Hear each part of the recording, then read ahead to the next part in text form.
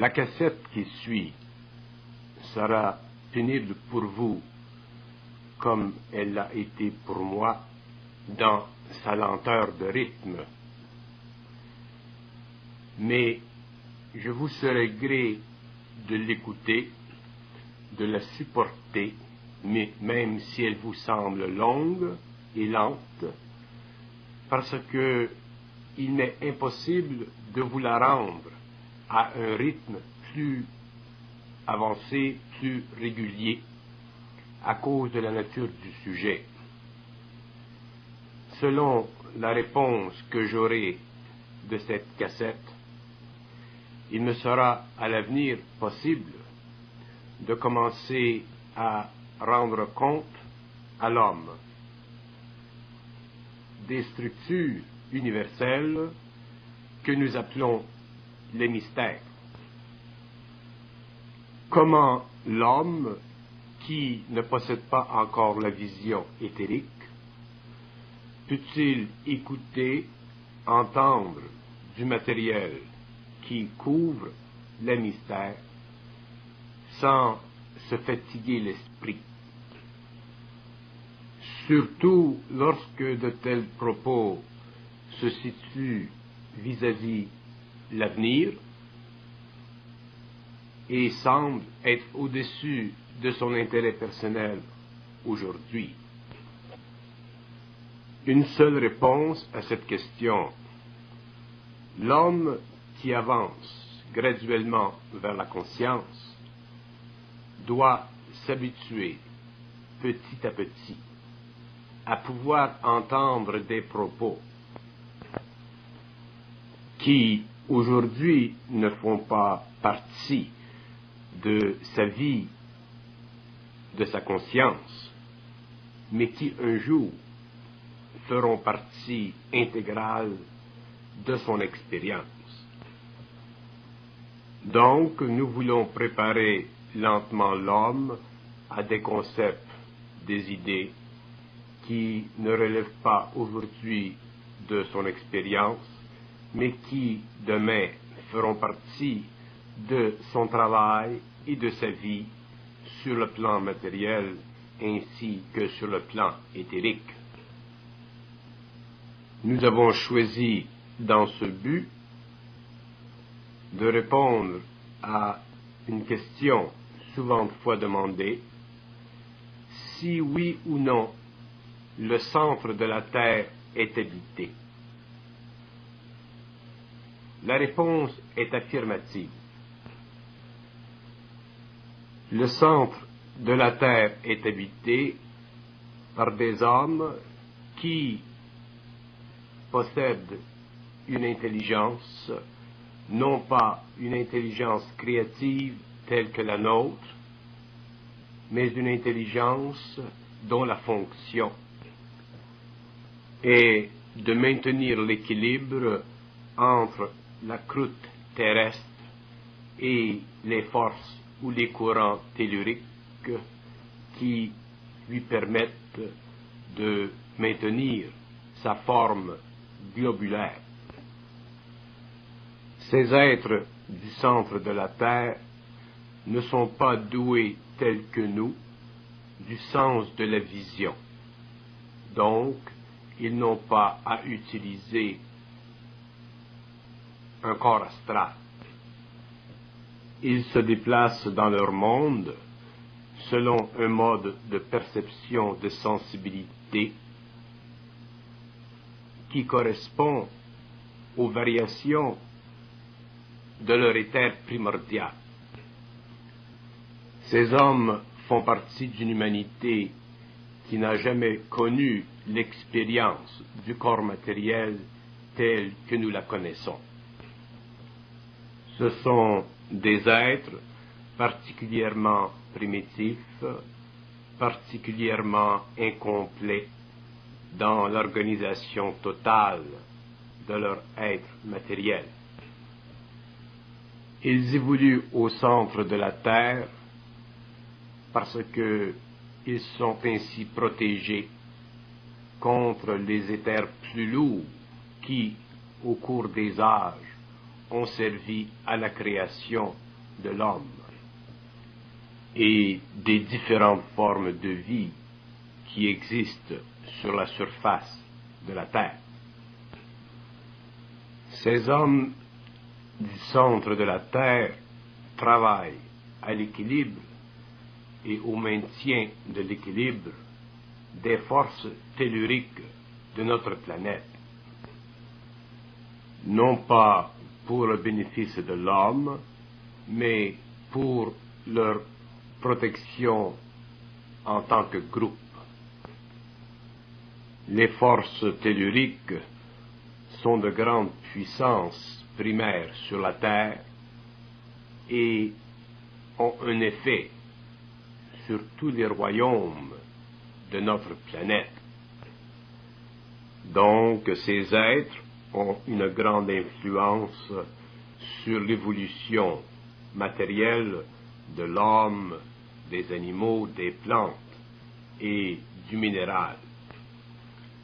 Un jour, lorsque l'homme sera doué de la vision éthérique, il devra être capable, sur les plans primaires de leur existence, de contempler la vision de ces hommes et ne pas être troublé par la mémoire de la forme qu'il connaît dans son expérience relationnelle avec les hommes ou les êtres à la surface de la Terre. Ces êtres n'ont jamais connu l'expérience humaine. Donc, il leur est impossible de comprendre l'expérience de l'homme, excepté à travers son mode de pensée subjective et d'émotion subjective. Et c'est l'enregistrement dans les éthers subtils de nos émotions et de nos pensées qui leur permet de reconnaître l'existence à la surface du globe d'êtres sensiblement différents d'eux, sensiblement différents en intelligence, sensiblement différents en évolution. Le centre de la Terre où évoluent ces êtres n'est pas un centre dans le sens que nous pouvions ou que nous pourrions l'imaginer selon notre conception spatiale. Le centre de la Terre est plutôt,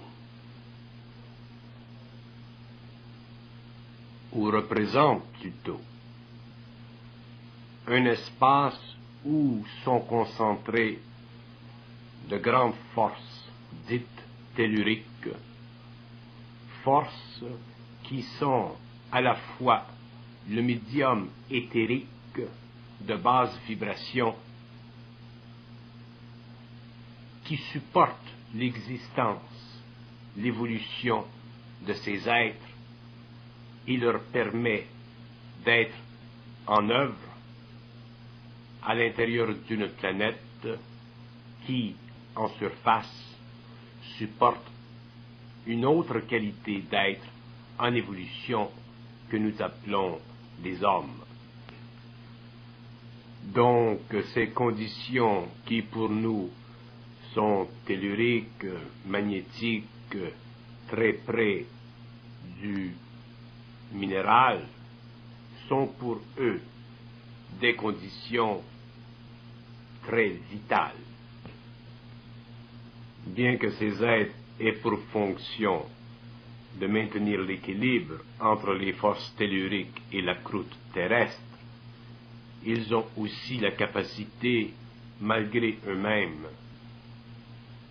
de retarder l'évolution de l'homme ou de mettre en danger l'évolution de l'homme à la surface de la Terre.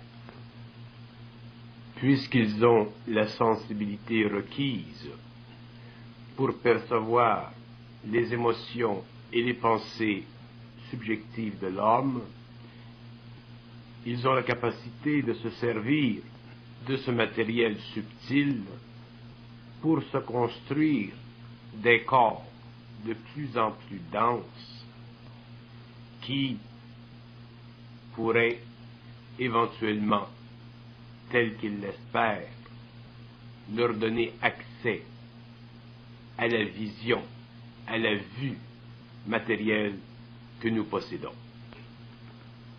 Ce qui équivaudrait pour eux à la possession de la lumière, à l'expérience de la lumière, ce qui serait pour eux un nouveau stage d'évolution.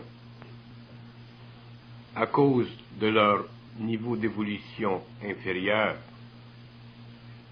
ils ne sont pas capables de percevoir les pensées ou les émotions de haute vibration de l'homme, mais ils sont capables de percevoir et d'utiliser les pensées et les émotions de basse vibration afin de se constituer éventuellement un corps dense qui leur permettrait éventuellement aussi de pouvoir voir cette lumière qui leur manque et qui constitue ce que nous appelons ésotériquement les enfers.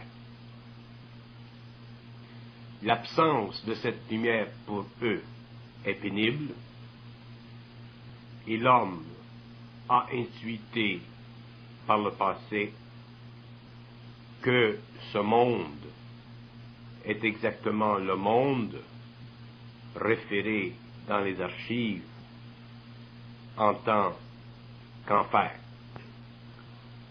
Donc, alors qu'ils sont privés de vision, de lumière, d'intelligence créative, leur pouvoir sur la terre grandit parce que l'homme lui-même génère de plus en plus des pensées et des émotions de basse vibration au lieu de générer une énergie qui naît de sa conscience créative. Il existe une relation proportionnelle entre l'évolution de l'homme sur la surface de la Terre et l'homme à l'intérieur de la Terre. Et cette proportionnalité est devenue aujourd'hui, à la fin du XXe siècle, de plus en plus égalisée parce que l'homme est devenu de plus en plus inconscient. Ces hommes du centre de la Terre sont caractéristiques et infernales, c'est-à-dire qu'ils sont laids et aussi vivent d'un seul penchant, celui d'empêcher l'homme d'éventuellement pouvoir se libérer de son corps matériel. Car lorsque l'homme pourra se libérer de son corps matériel consciemment, il pourra s'éloigner de la terre et voyager dans le temps. Et ce déplacement évolutif empêcherait ces êtres de pouvoir continuer leur évolution en se servant du matériel karmique de l'humanité pour la construction de corps matériaux plus denses. Donc une telle évolution de l'homme que déjà ils pressentent signalerait pour eux la fin de leur évolution sur la terre.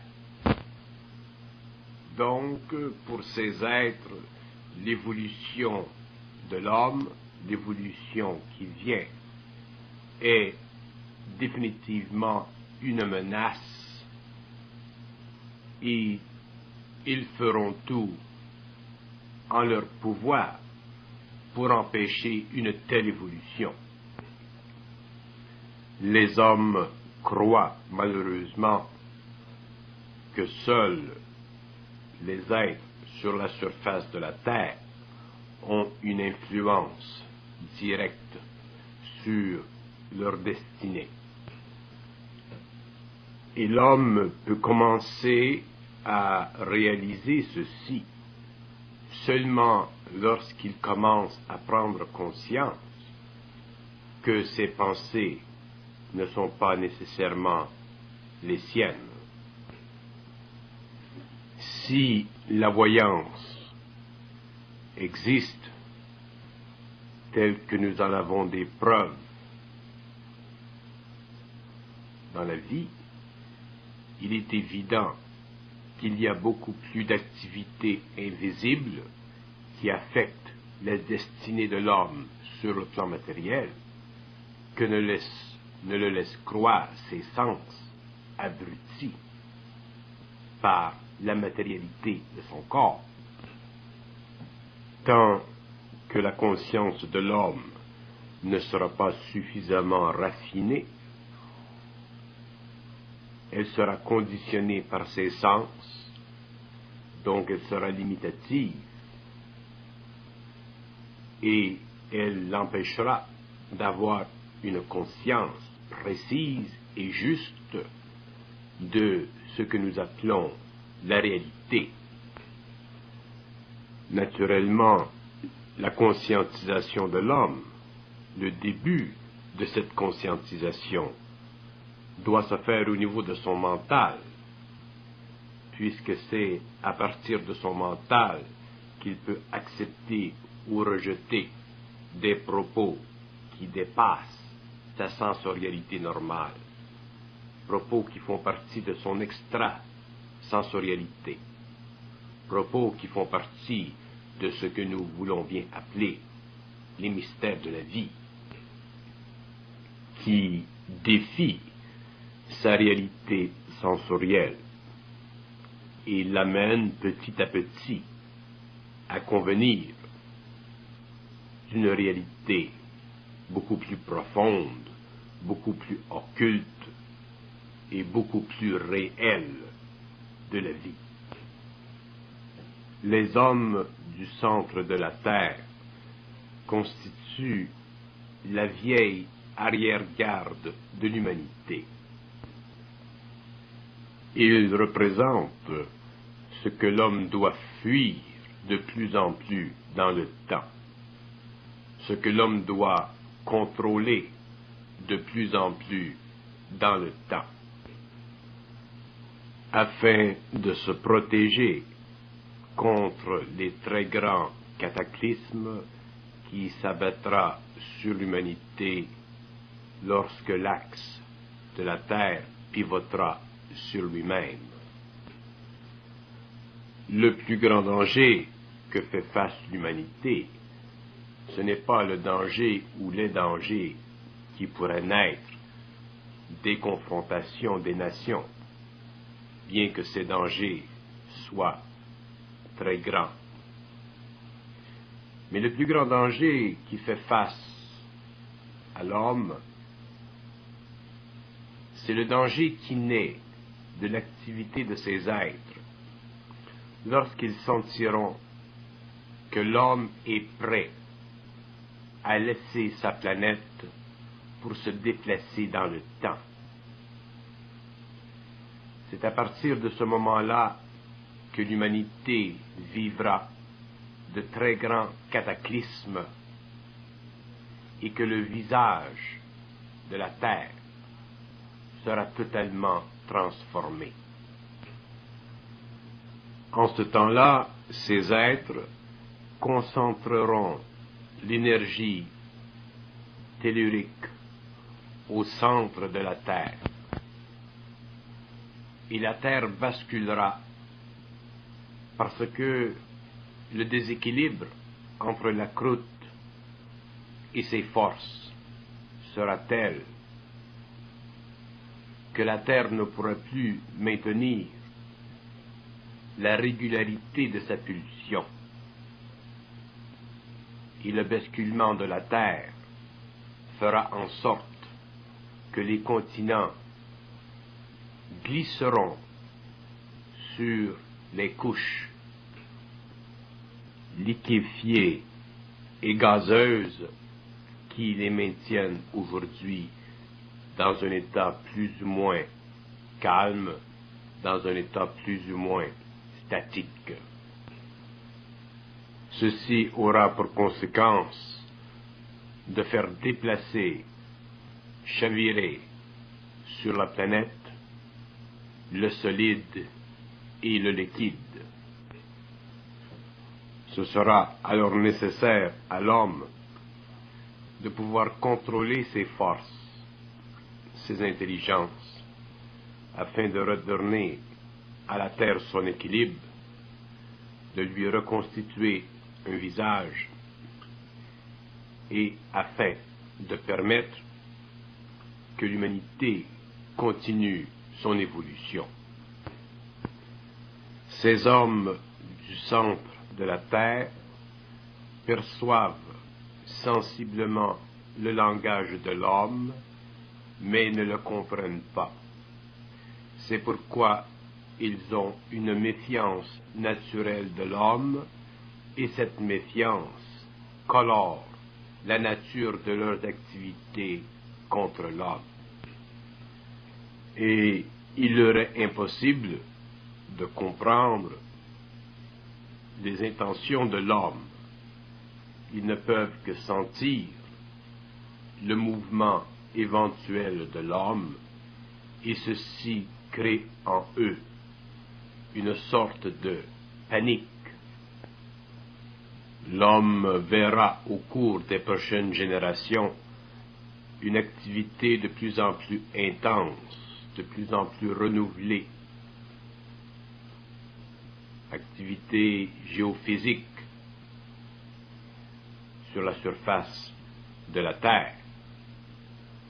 Et l'homme comprendra, certains hommes comprendront qu'effectivement il y a un lien entre l'activité de ces intelligences du centre de la Terre qui s'affolent de plus en plus. Et l'homme commencera à comprendre, surtout certains hommes commenceront à comprendre la nécessité de pouvoir sortir, se libérer de leur corps matériel consciemment, afin d'entrer en contact avec ces intelligences et les amener sous leur contrôle. L'homme découvrira que cette activité géophysique se manifeste à des points de plus en plus paradoxaux du globe, points qui, par le passé, n'avaient pas été touchés et qui maintenant commencent à rendre compte de profonds changements à l'intérieur de la conscience de la Terre. Les hommes les plus endurcis seront forcés d'admettre qu'un dérèglement en règle est en train de se produire graduellement, et de grandes craintes et de grandes pertes seront perçues par l'humanité. L'étude des mystères est une science profondément raisonnable et profondément indicatrice des événements qui sous-tendront l'évolution future de l'humanité à la fin du cycle et après ce cycle. L'homme ne peut indéfiniment demeurer aveugle, car éventuellement il devra payer le prix de son aveuglement. Les êtres du centre de la Terre ont intérêt, grand intérêt, à leur survie, bien que leur survie soit très différente dans ses conditions, dans ses implications, que la nôtre. Et ce n'est qu'au niveau de notre esprit que nous puissions comprendre l'importance que l'équilibre soit réétabli entre leur intelligence et la nôtre. Maintenant que les mystères s'ouvrent à l'homme et qu'il peut commencer à comprendre les aspects occultes de son évolution planétaire et systémique, il ne lui reste qu'à ouvrir son esprit afin que l'explication de ces mystères puisse objectiver la relation de l'évolution de sa vie avec les plans invisibles et permettre ainsi qu'il puisse éventuellement, à cause de l'évolution de son esprit, à cause de sa capacité éventuelle de visionner l'invisible, pour comprendre et pour pouvoir maintenir l'équilibre entre ce que lui a de besoin et ce que d'autres races, plus primaires que la sienne, ont aussi de besoin pour leur propre survie. Ceci lui permettra, au cours des générations et des âges, de se construire sur la planète une base solide d'évolution scientifique et de permettre aussi qu'une civilisation florissante, abondante, puisse conserver pendant très longtemps l'héritage de sa conscience créative. L'homme le plus avancé, doit commencer maintenant à comprendre les mystères de la vie, non pas pour des raisons philosophiques, mais pour des raisons d'ouverture d'esprit, afin que s'infuse dans son esprit une compréhension subtile des lois de la vie, compréhension qui en retour lui apportera une grande joie de vivre et une grande relaxation dans l'esprit. Ainsi, il se produira en lui une vibration suffisamment haute et puissante qui, plus tard, lorsqu'il sera suffisamment avancé et préparé, permettra qu'il se propulse à l'extérieur de son corps matériel. Ceci empêchera, une fois qu'il aura la vision et le pouvoir de pénétrer dans les mondes parallèles, que ces forces détruisent à tout jamais sa civilisation, sa race. Nous ne sommes plus à l'âge de la superstition occulte, nous sommes à l'âge de la science de l'esprit. Et cette science est exacte. Et ceux qui auront la capacité de l'absorber jouiront du taux vibratoire qu'elle peut créer dans le mental, afin de leur permettre éventuellement de devenir libres en esprit, donc capables de se séparer à volonté de leur matérialité pour éteindre sur les plans parallèles les feux qui menacent de détruire leur planète. Ces derniers auront alors la science de l'invisible et la science de la matière, ce qui leur permettra de se protéger contre les forces astrales et les forces telluriques qui menaceront alors de plus en plus l'humanité. Lorsque l'homme prend conscience des mystères, quelque chose en lui prend naissance, quelque chose qui lui apporte une sorte de joie, une longévité et une continuité de conscience. Et cette nouvelle vitalité dans le mental semble provenir des grandes profondeurs de son être et ont le pouvoir de neutraliser ce qui en lui a toujours été une conscience existentielle. Les êtres du centre de la Terre, lorsqu'ils commencent à sentir que l'homme va de plus en plus vers l'extérieur de sa planète, vers l'extérieur de son système, deviennent de plus en plus affolés. Et c'est ce genre d'affolement qui, pour l'homme, est dangereux et qui devra un jour être apaisé par l'homme lui-même. Sinon, l'humanité risque de ne plus posséder de planète d'évolution et de se retrouver dans une situation semblable à celle qui primait avant que l'homme, en tant qu'esprit, ne vint dans la matière.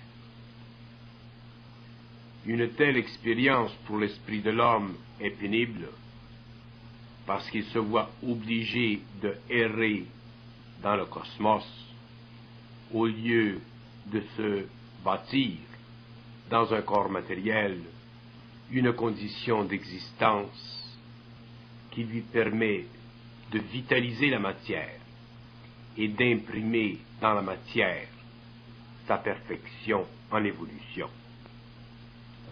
Ce qui empêche l'homme de saisir la réalité des mystères, c'est que tant que sa planète est sécure, tant qu'il n'y a pas trop d'affolement sur sa planète, il a l'impression que les choses peuvent toujours s'arranger. Et effectivement, entre les hommes, les choses peuvent toujours s'arranger. Mais lorsque l'homme traite avec des forces qui ont une intelligence différente de la sienne, les choses ne peuvent plus s'arranger tant que l'homme n'a pas le pouvoir de traiter avec ses forces. Et c'est dans ces conditions terribles que l'esprit de l'homme est mis à l'épreuve et que la conscience et l'intelligence créative de l'homme doit être amenée à fonctionner contre tous les atouts négatifs que lui impose une condition d'évolution qui tire à son terme.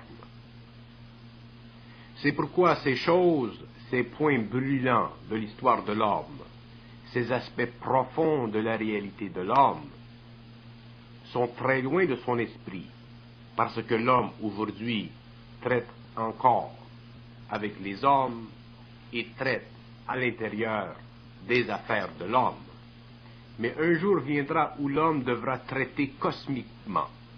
Un jour viendra où l'homme sentira que sa planète n'est plus sa planète, que sa planète semble lui passer entre les doigts. Et lorsque ce jour viendra, les quelques hommes sur la terre qui auront la vision, le pouvoir et la puissance seront ceux qui pourront et devront réétablir l'ordre. Donc, l'étude des mystères, l'explication des mystères, la loi des mondes invisibles doit commencer à être donnée à ceux qui sont sur le plan matériel aujourd'hui les plus près de la source qui peut donner à l'homme un aspect maximal de ce qui sur le plan humain fait encore partie de la science-fiction ou de l'occultisme le plus échevelé. Les êtres du centre de la Terre sentent que l'homme est sur le point de se libérer de la gravité de sa planète. Mais cette perception n'est pas synchronisée avec l'événement futur et historique de l'humanité. C'est pourquoi, déjà aujourd'hui, nous pouvons commencer à sentir le travail qui se fait dans les profondeurs de notre globe, travail qui s'accentuera et qui, à un certain point, deviendra de plus en plus évident. Pour ceux qui ont la vision, la compréhension, le savoir, ou simplement la capacité d'entendre ce qui est mystérieux, c'est-à-dire ce qui ne se comprend pas par l'intellect ou la science cartésienne. Il est dorénavant important que l'homme réalise que le mot homme, que le concept homme, n'est pas un concept qui puise ou manifeste sa réalité seulement sur la surface de notre planète, mais que ce concept d'homme existe et se manifeste sur différents plans de la réalité, et que sur ces différents plans existent, évoluent des hommes dont la densité des corps est différente de la nôtre, mais dont le pouvoir est beaucoup plus grand que le nôtre. Même si les formes sont différentes, même si la beauté matérielle et physique du contour est différente, le pouvoir de leur intelligence,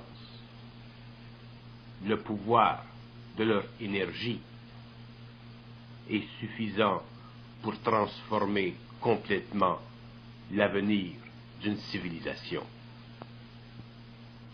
Dès que l'homme pourra intégrer le concept homme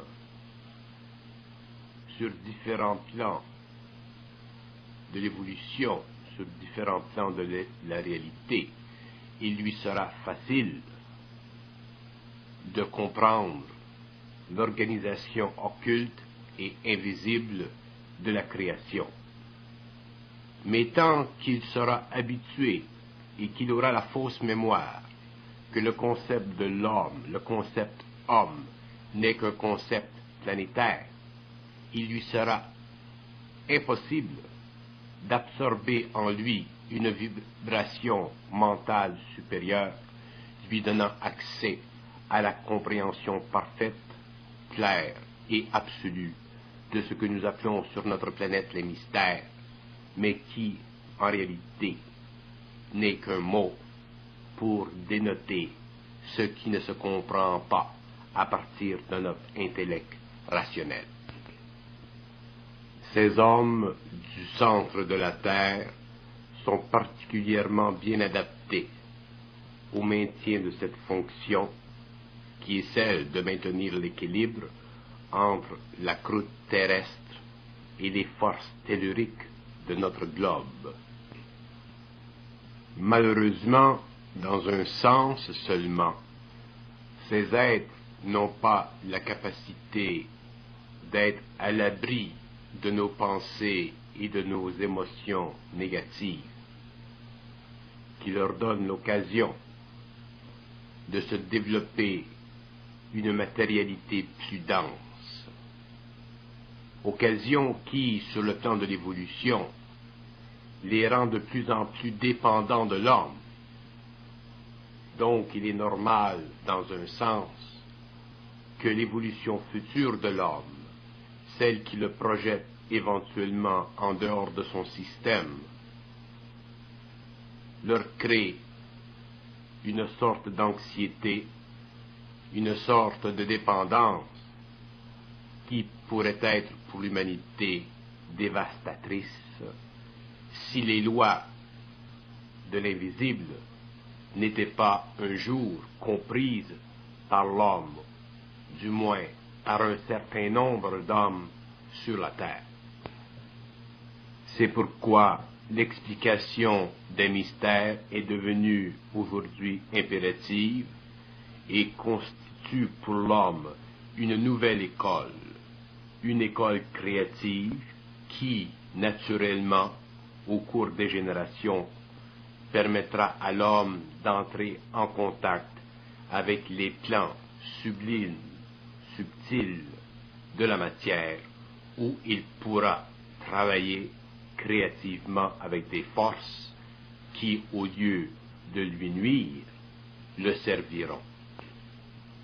L'homme n'est pas suffisamment conscient pour empêcher que des énergies de basse vibration puissent être utilisées par des êtres aussi primaires que les hommes du centre de la Terre. C'est pourquoi, au cours des générations qui viennent, l'homme sera obligé de souffrir à la fois le produit de son activité inconsciente de surface vis-à-vis les hommes, activité contingente à l'organisation sociale qui le placera dans une situation de plus en plus militante, et aussi, et plus gravement, il sera obligé de vivre au cours des prochaines générations des souffrances directement liées à l'activité de ces forces, souffrances qui seront d'ordre cataclysmique. Et tout ceci pour la simple raison que ces intelligences ne voudront pas que l'homme s'éloigne de sa planète. Voilà pourquoi il est essentiel qu'une nouvelle race, une race mentale d'hommes, puisse s'éveiller, évoluer rapidement, afin d'un jour pouvoir prévenir ce qui serait naturellement un cataclysme planétaire. On demandera pourquoi devons-nous entendre ces choses? À quoi nous servent ces choses? Et de telles questions seront simplement d'ordre philosophique, car la compréhension des mystères altère l'esprit dans l'homme, élève sa vibration et l'amène éventuellement à pouvoir bénéficier de la vision éthérique, l'amène éventuellement à pouvoir se servir de son esprit pour travailler sur les plans subtils de la réalité, afin de permettre que l'évolution se poursuive et que l'homme continue son ascension vers les étapes plus créatives et plus constructives de son évolution.